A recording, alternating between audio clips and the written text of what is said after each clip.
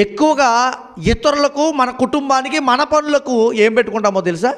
సమయం. డ్యూటీకి లేట్ అవ్వరు, పనికి లేట్ అవ్వరు, లేకపోతే ఇతరమైన మానవ సంబంధం ప్రతి దానికి లేట్ అవ్వరు. రావాలంటే ఒకవేళ 10 నిమిషాలు ముందు బయలుదేరదాం, ఎందుకని మంచిది. దేనికి?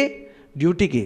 బస్సు పంచర్ అయిపోతే, లేకపోతే బండి ప్యాచీ పడిపోతే, పెట్రోల్ అయిపోతే ఏమి చేస్తాం? అప్పుడు ముందు వెళ్ళిపోదాం.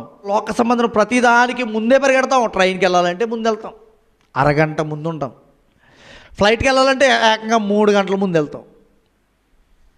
ప్రయాణానికి, లోకంలో ఒక దేశం నుంచి మరొక దేశానికి, ఒక ప్రాంతం నుంచి మరొక ప్రాంతానికి వెళ్ళడానికి సమయం ఉన్నతంగా పెడతాం. అసలు అవన్నీ నడిపించాలంటే ఎవరు నడిపించాలి? నీ దేవుడు, నువ్వు బ్రతికిస్తున్నవాడు.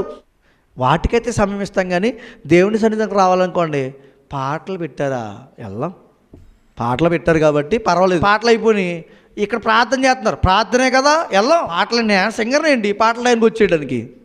ఏంటది? నేను ఏమైనా సింగర్నా పాటల లైన్కి రావడానికి? నేను పాడితేనే ఆరాధన జరుగుతుందా? వద్దాంలే, నాకు బోల్డ్ పనులు. ఏ పనులు? లోకంలో ఉన్న పనులు. అసలు దేవుడు నీకు అనుమతి ఇవ్వకపోతే నీ పనులు జరుగుతాయా? అసలు ఇందాక ఆలోచించండి.